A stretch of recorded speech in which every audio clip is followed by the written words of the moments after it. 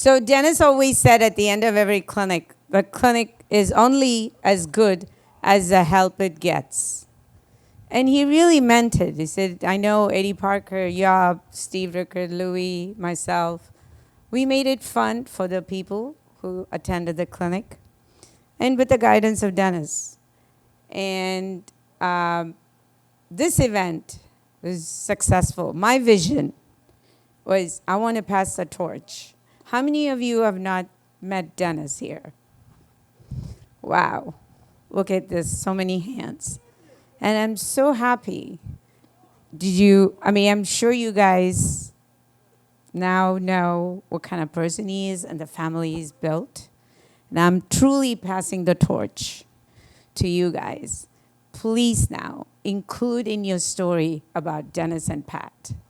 That is the way to thank me. Say thank you, Radhika, for putting this together, but please continue to talk about Dennis, Pat, and the wonderful things they have done. So along those lines, thank you for, I don't know if anyone here from the Vandermeer staff, they've been incredibly helpful. Christian, Kim Lucian, Brian, Steve Rickard, Louis, oh my God. I've been bugging them for the last 9 months. I'm like, Louis, I need this. Kim, what about this? Should we work with this vendor, that vendor? And they've been incredibly helpful. And again, this won't be as successful without their help, support, guidance, all of that. Next, my beautiful moderators. Kyle. I said, Kyle, you are the champion. You lead the way. So then he Zoom call with Kalindi. Sorry, she's not here. I think early. Kalindi and Jessica, Cameron. I don't know what I'm doing. I said, don't worry. Kyle will take care of you. Kyle is good. Just call Kyle and he will do the rest. So thank you, Kyle, so much. Next, my cheerleaders, my supporters, the NYPD tennis, right? Leon, Chris, Mawin. Without their help, and of course Jessica, without their help, and my dear friend Chris Jones, he's not here. But then again, he's the one who did the name tags. He's the one who got the printer. Don't worry, I got it. Don't worry, I'll take care of it. So thank you, everyone. Lastly, when we foundation decided to do this event, we said, we have to form an event committee. Said, okay, who's going to be on the event committee? I said, okay, I need my treasurer because he's got to say yes to my money, yes or no. Then I need Gene Mills because who's going to say, okay, this is a good idea. And then I said, I really, really wanted the members to be part of it.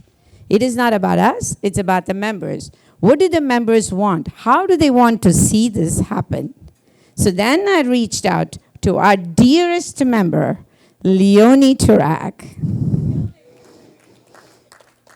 You have years and years, and Julie will tell you, she's been the biggest supporter of the PTR Foundation. Almost all the wheelchair tournaments that the PTR used to sponsor, and Leonie is a backbone. And to us now, it's the same. And also Junie Chapman. Junie couldn't be here because he just had a surgery, but he dearly says, and he's awesome, we meet every Monday at 1 o'clock. Okay, what's the update? What are we doing next? So it wouldn't be the same without those guys. So thank you so very much. And you guys made this event successful. Now, Leon has a few words. Thank you, Radhika. Before we get started with today's first panel, we wanted to give an opportunity to our dear friend Leonie Turak to have a moment at the mic here. I had the privilege of listening to Leonie's story last night. She has been passionate in her pursuit in education and excellence since 1967. And it really shows because she has accolades all over the years, including PTR Teaching Professional of the Year in the state of Ohio, Tennis Industry Award, and is in the Columbus Girls High School Hall of Fame. So we really want to thank you for your unwavering support of helping people and helping the PTR Foundation. So Leonie, if you would.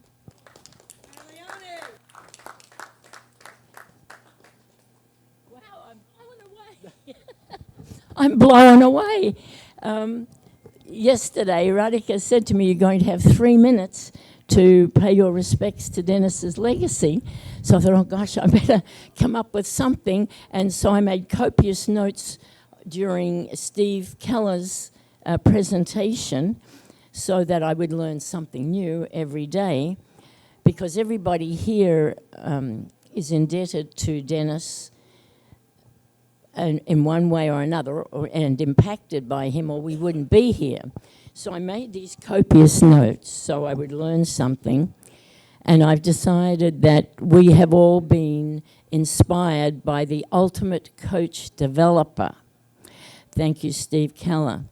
But not only have we been inspired by Dennis, I think that we've been inspired, I personally have been inspired by one of his dedicated legatees.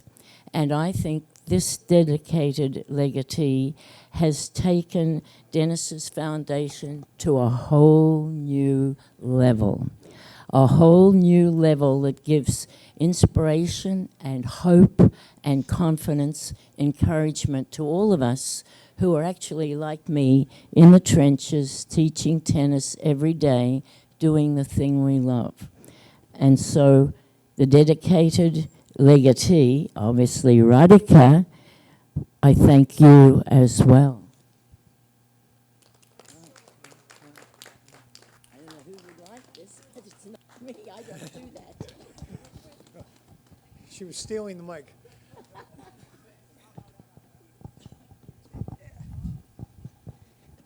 So, Radhika, would you come down here, please? So, you know what? It's only appropriate that you know the quick story about Radhika, because I only tell the truth, and she's not going to like it, but it's too bad. So, the vision of, turn around. The vision of this whole event started with Radhika at Saddlebrook a year ago. You know, and it continued. So then Radhika calls me, I don't know, 6 months ago. She goes, you got to be on the committee. And I said, why? You know, I'm in the pasture. I don't really want to be on the committee. She says, somebody needs to be on the committee to help and control Pat. This is what she says to me. So we go back and forth, and sure enough, for about 4 months, Pat would say black, and Radhika would say white, and I'm in the middle, and Pat calls me, and Radhika calls me, and I'm like, oh, geez. The day before Pat flew to the wedding, we had over an hour and a half conversation, Pat, Radhika, and me. And I will tell you, the two of them together put everything together. It was Radhika's vision with the moderators and bringing in the young people. A lot of the way we did last night was Radhika's vision. And Pat loved it. Pat planned the food. She wanted everybody casual. She wanted it over early, 2 hours. So Pat got what Pat wanted. In the last 3 days have been everything Pat and Radhika wanted. They came together, and I stand here before you today saying, thank you, God, that it happened, because this was absolutely perfect. So, Radhika, we need to give you a standing ovation. Thank you. And now she can't call me anymore. Thank you. I'm speechless, so I'm sorry I can't talk right now. But yes, it was all true, because Pat didn't know Kyle. Pat didn't know NYPD tennis. Pat didn't know Jessica. So I said, Pat, no, this is the best way for us to pass the torch. It took her a while, but she did come around. So thank you, Dennis and Pat.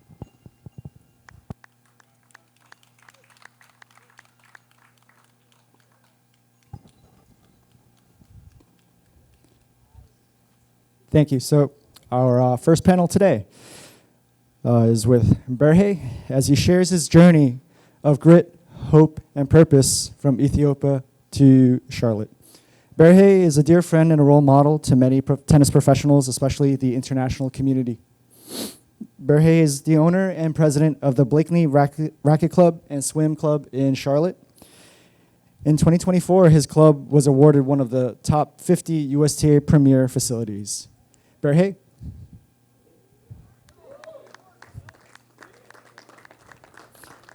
And the moderator for this panel is our dear friend, Steve Keller.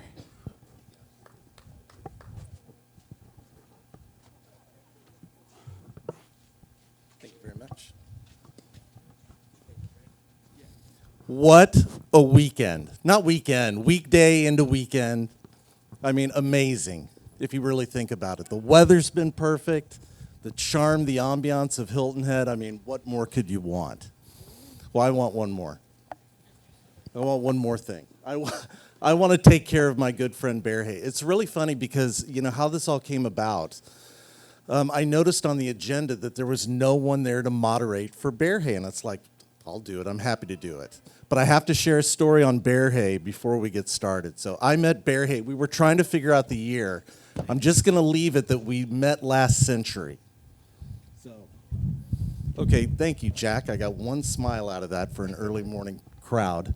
But Berhe was on the court, and Berhe, very well known for working in the academy. He's standing back there. It's the end of practice, and they're just playing Beat the Pro. It's a very simple little drill. And this is the first time I saw Berhe ever hit a tennis ball. So literally, the kids are there's like 3-4 kids on the court. Good players, really good players. And I'm watching. I walk up to the fence. First player comes up, big serve. Berhe hits a screaming passing shot down the line. He says, the kids are all like, ah. Berhe says one word, next. Next kid comes up, right? Another big serve, trying to run. Berhe drop shotting, doing everything. Berhe wins a point. Next. And this just kept going on and on and on and on. But that was my introduction to this fine man. So we're going to have a seat. We're going to chat a little bit and talk about, obviously, Berhe and Berhe's journey. So, Berhe, take us back to your early life in Ethiopia. What was your childhood like? First of all, thanks for having me, Radhika. She convinced me to come here many times. I tried to back out. I guess a lot of you are the same situation, but thanks for organizing this, and thanks the foundation for having us. So I moved to USA, I remember exactly, May 29, 1989, from Ethiopia to Savannah, Georgia, I remember. So I came as a junior player to Vandermeer's. But before we get there, I guess the question is my upbringing. I come from I have 12 siblings. I grew up in East Africa. So the country of Ethiopia, we split it. My country split from Ethiopia in 1991. There's a country called Eritrea now. It was an ex-Italian colony. So tennis was brought in by the Italians to my country. Luckily, my dad was a tennis pro at this club. So we grew up as ball kids to the Italians. You know, we get tips, things like that. So I guess my journey of tennis started at the age 5. Really, I was a ball kid. Learned the game of tennis by watching, by imitating the others, and from there really tennis was like really in our family history, and that's my small picture of my background. That's a great story.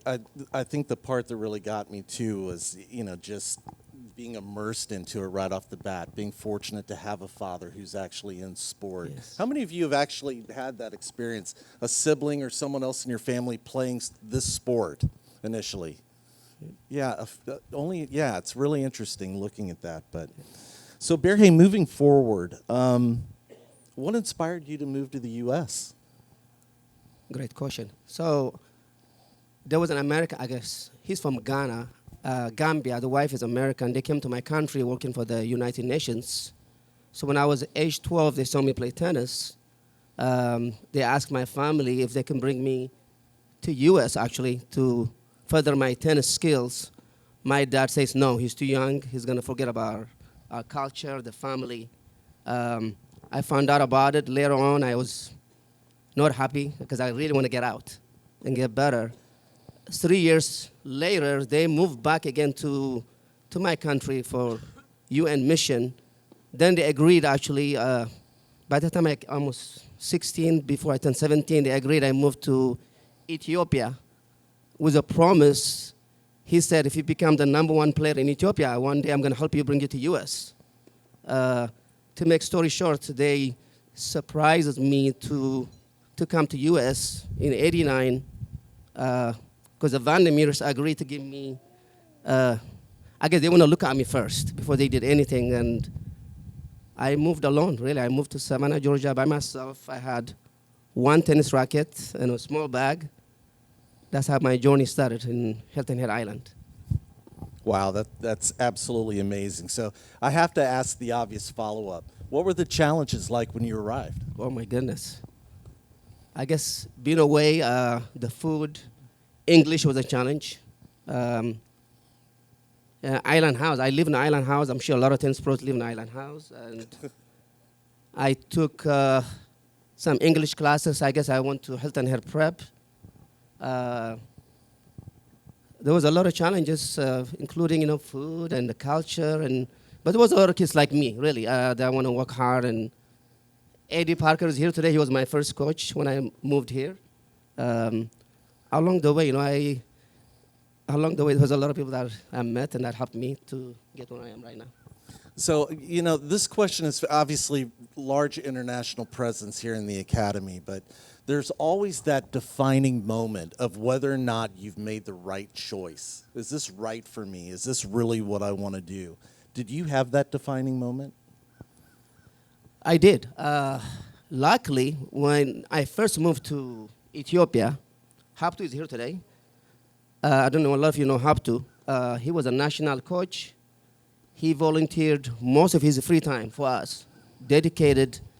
But I had an inner goal behind me that I want to get out. I was there temporarily, but I knew my ambition was to get out of the country.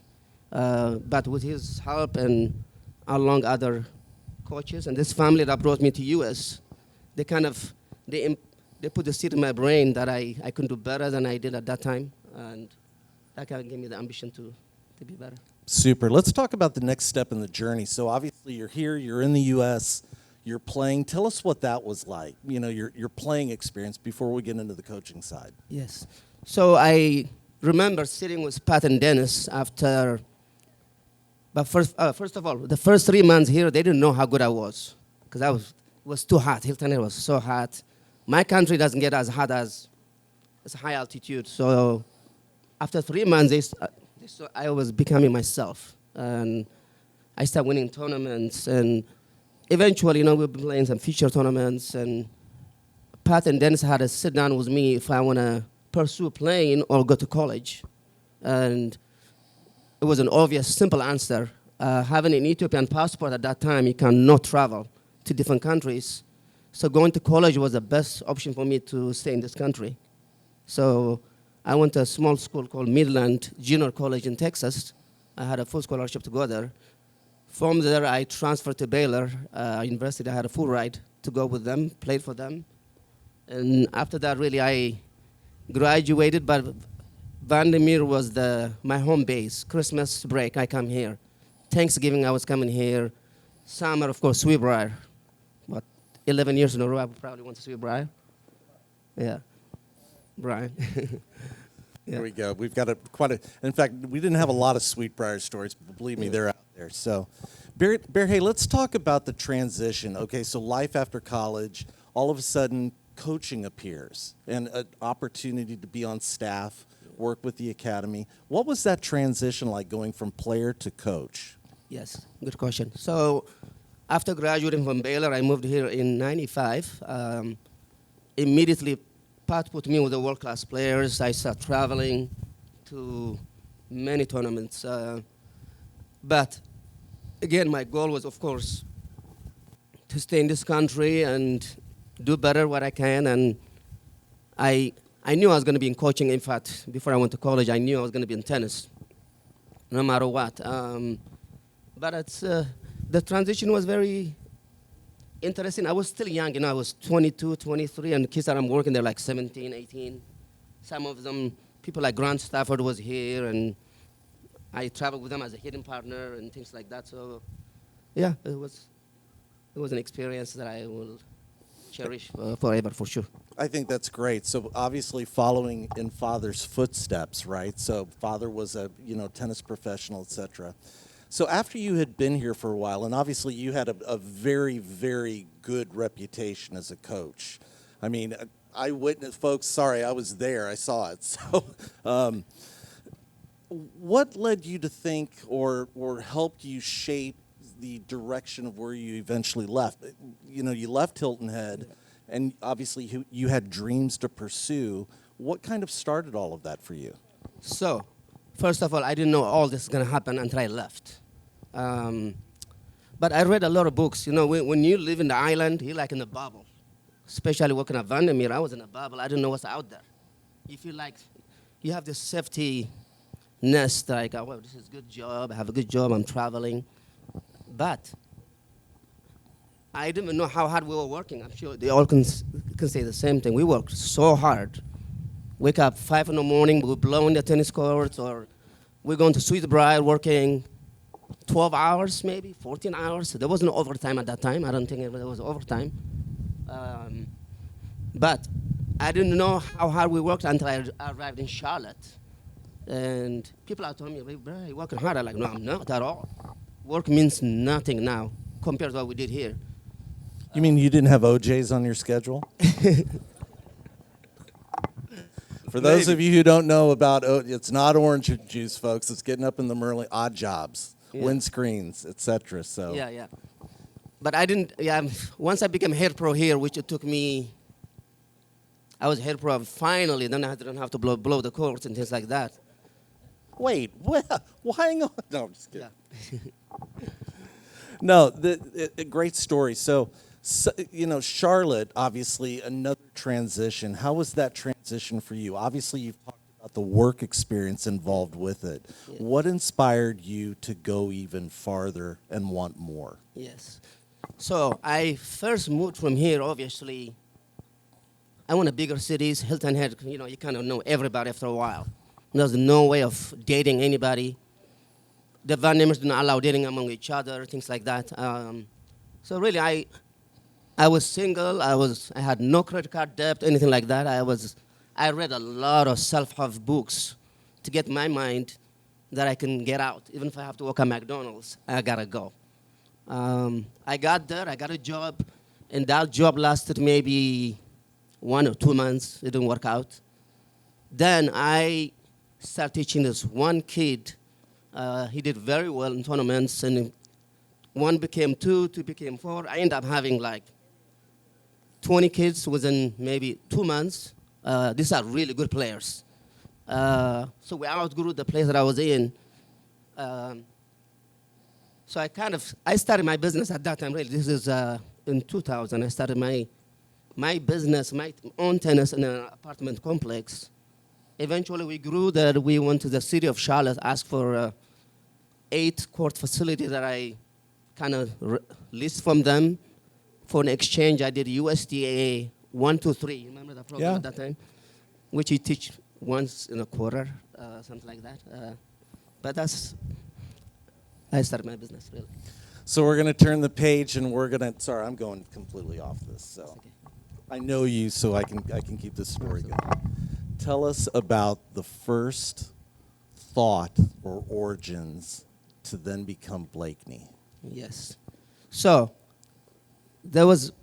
remember the one child that I told you I started my business? Actually, they came from Hilton Head. They came to Hilton Head for spring break.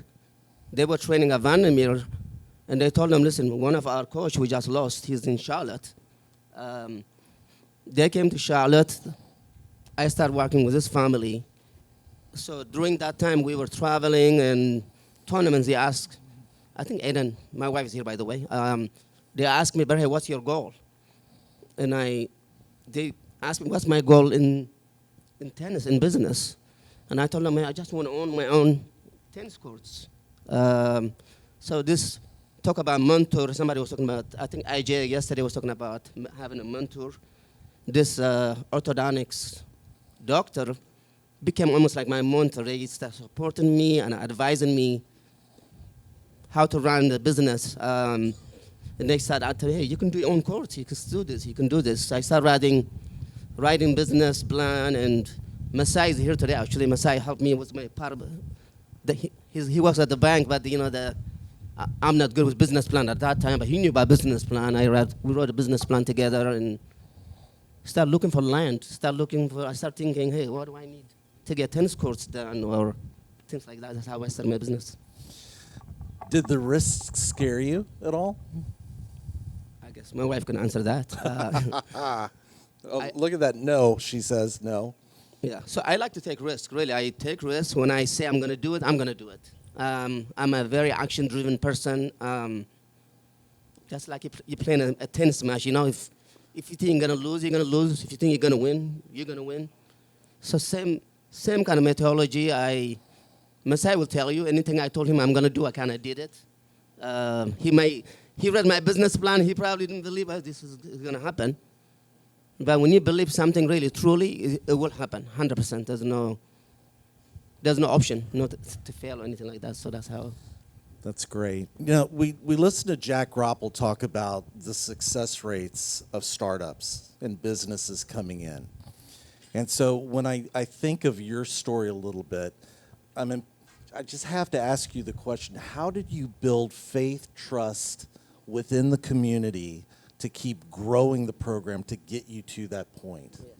So when we first started our club, of course, land is very expensive. So what we did this, my mentor told me at that time, actually, he kind of helped me negotiate the land option. We got the land, lease was an option to buy. It was almost like 18 acres of land. But we kind of leased it in the beginning, was an option to buy, which we ended up buying it down the road. But to get to that point, I surrounded myself with some people that I knew. Actually, he connected me with another tennis club owner that lived an hour away from me. He literally showed me his business plan, and he gave me the do and don'ts. And then again, surround yourself with smart people, and I think that's pretty much what I did. Really, I had a lot of smart people around me that they gave me the do and don'ts. They don't have to be tennis people; it could be different business owners, and my wife support, and whether it's Masai, whether it's Haptu, there's a lot of different people that give you the motivation that, hey, you can do it. Fantastic. So Blakeney arrives, right? Blakeney is here all of a sudden. It's like, okay, now I've gone from this to this to this in the journey. Yes. So now the doors are open. The facility, it's up, it's running. Yeah. What was the next step for you? So the way we built our club, we did it by phase. So we did phase 1, phase 2, phase 3. I think we did 4 phases. We got 14 tennis courts now, and we have another phase. Now we're going to add 4 more tennis courts, actually. Hopefully we're going to break ground next month. But to get to where I am, we went through, each phase has its own challenge. We are a membership-based club, and we're only serving members only, so we have to sell membership. We have to get the right coaches. The advertising, I lost pretty much, when I started the club, I started from 0. But like I said earlier, I think if you're looking towards winning, you cannot have any doubt about losing. I never thought about losing. We went through 2008 challenge, 2009, and we're surrounded by a bunch of country clubs, to tell you the truth. There's a Lifetime Fitness with 20 tennis courts next to us. But, and again, through coaches changes and through your own trust and hard work, I think we kind of face all these challenges. That's great. Let's stay on that for a second. So you've got, obviously, other clubs. You've got other, programs that are in the area. What makes Blakeney Club unique? What separates Blakeney from the competition? Good question. I guess, I'm there pretty much 6 times, 7 times a week, every day. I think that we're very community driven. There's a lot of families, a lot of juniors, a lot of ladies. But I think what makes us unique is probably we have a lot of, like last year we graduated 9 kids actually are playing college tennis right now. And we have a lot of ladies. There's a lot of country clubs. So we try to be better than, we are so focused on our own. I'm not trying to compare with other clubs and we're trying to stay updated. We listen to our clients and every day we just have to hustle, I guess.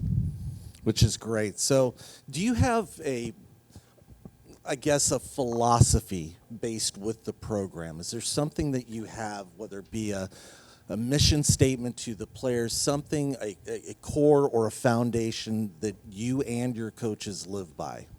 Yeah, we do. We do. First of all, we have about 46 USTA teams right now. Actually, this season, we have huge inter-club leagues. But again, at the end of the day, the game of tennis, we don't have any pickleball, by the way. We don't have pickleball or padel, because tennis is such a huge game in Charlotte. We have a lot of kids and family-driven. But beside our coaches, and I feel like every coach that we have, we pay them. They get good payment. So we don't lose any staff into that. So we have all mission, to grow the game and stay in the game, and so same philosophy. That's great. Yeah. So what did it mean to you when Blakeney Club was awarded a top 50 premier club by USTA? Yes. That was very nice, actually, and I'm still part of that premier tennis facility. USTA has been a big support to us, whether it's educational and go exchanging ideas, how to make the facility nicer and make sure everybody's in good shape. But again, it's not me, it's just the community and the members and even the whole Charlotte Tennis Association being part of that. I think it's a joint effort to the city of Charlotte. I feel like part of it. So between the facility, the staff, obviously the brick and mortar that go into the facility, what is the special sauce in Blake? I'm going to get it out of you, sorry. We're good friends, but what is the secret sauce that really makes Blakeney Club go?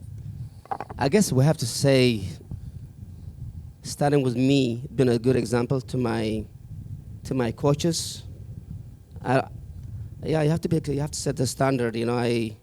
Whether it's keeping the place clean, whether it's teach from your heart, whether it's giving back. Talk about tennis giving back. I mean, many times I don't teach that much anymore, really, but I'm always out there, I'm standing in the line, I see somebody doing wrong, I'm always trying to correct. So just give back. I don't have to be paid every time, I just have to go. That makes us special, I think. That's great. Butch Staples, and I'm going to borrow a quote from Butch, and I see him over there. Mm-hmm. So Butch has created this mantra of, philosophically, we want to create an environment where players have a yearn to return. So when you think about retention, when you think about keeping players motivated and hungry, obviously Blakeney's got that special sauce that keeps people coming back, and obviously with the growth. Hey, let's have a little fun with this. Think of year one and think of where you are now. Talk about your membership. How much has it grown? We've grown a lot. So we have close to 495 members now. A lot of families started from zero. And again, there's always that challenge. We're big into, you have to do marketing, we're big into marketing, into Facebooking, Instagram. I use my social media pretty much every day, really. You have to stay in touch, just like any business.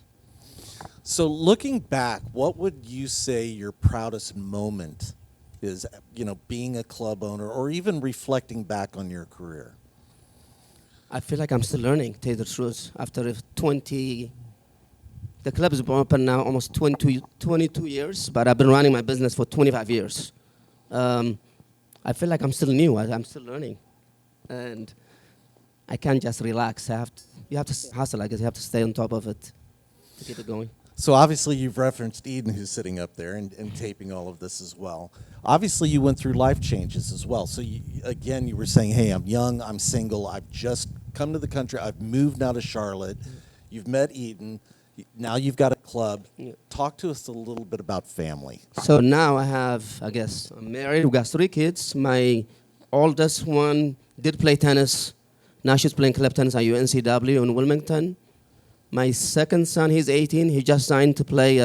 He's going to play UNC Asheville.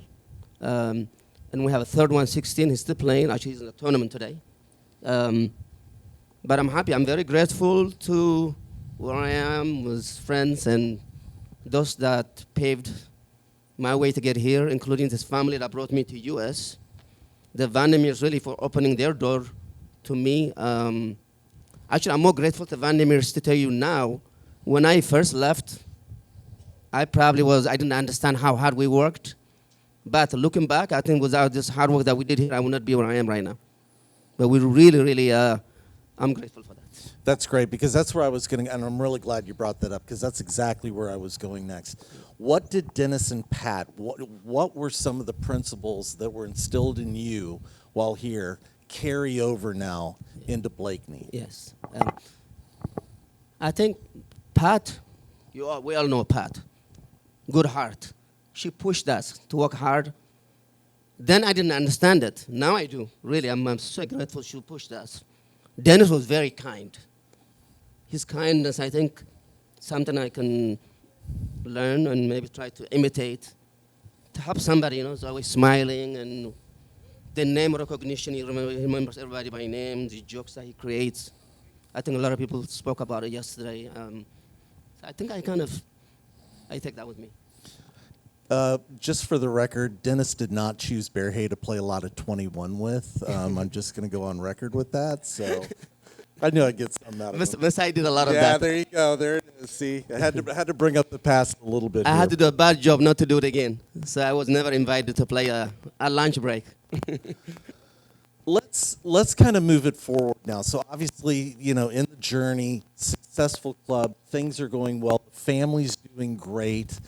You're in a great space. I mean, you are a tremendous story in terms of, going from A to, you're probably at about D, because knowing you, we've got a long way to go to get to Z. Yeah. Absolutely. So talk to us a little bit about what's next. What's your vision for continuing to grow and develop, not only personally, but also professionally? Yeah. Like I said, I'm 54. I'm still young. But hey, my dad played tennis all the way up to 82 years old. He died at age 98. So hopefully I have his gene to stay longer. But with the club, it's I think every day we're learning. Like I said, we're partnering with the USDA, being the premier tennis facility. There's always that new ideas, going to AI and many things that even me, I'm still using it. I'm learning, and I'm learning from members. I'm learning from kids. So I feel very optimistic about the future. I really do. From your journey, obviously immigrating to the United States, what would your advice be for someone who is immigrating or has immigrated to the U.S. in terms of chasing not necessarily your dream, but what would you give them? I mean, if you could sit down with them for a couple of minutes and give them some advice. Yes. Tough question, isn't it? Immigration. But I think there's a lot of people like me really playing college, especially nowadays. If you see college tennis players, 80% of the players are from different country. I think just like any business, I don't meet too many business owners, to tell you the truth, like me. Eddie is here, but I don't see too many pros that took a risk, say I'm going to start my own business. For some reason, I don't. But I have things to give, to share ideas. In this country, oh my goodness, there's so many opportunities to make a living, to do better. There's no excuse to fail in this country. Anybody can start a business tomorrow, today. So really, I'm grateful to USA for being here, and I'm sure everybody is.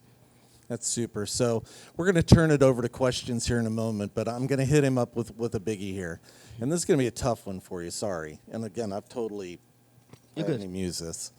If you had to describe or sum up the journey in one word, what would it be? My journey has been like a stock market, I guess. Who was expecting stock market? Yeah, there's a lot of up and downs, but that's part of the game, It makes it fun. If not, we'd be bored if everything's too good always. I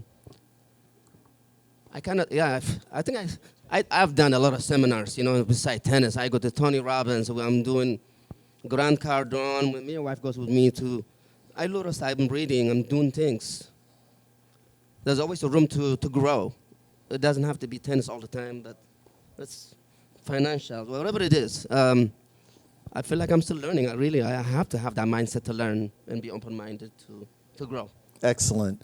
So you've heard enough from me. I do want to open it up to some questions because I'm sure there are a few out there. So in fact, I'll just walk with the mic. So Ernie, what have you got for Berhe? All right. Fascinating story. Thank you so much for sharing.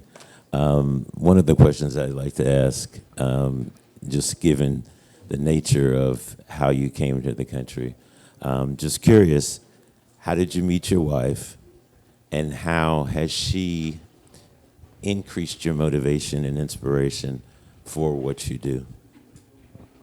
Great question. So I met my wife through a friend in Charlotte, North Carolina.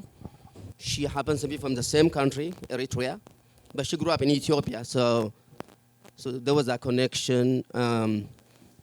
Soon after we met, she started playing tennis. So she's a 4-0 tennis player herself.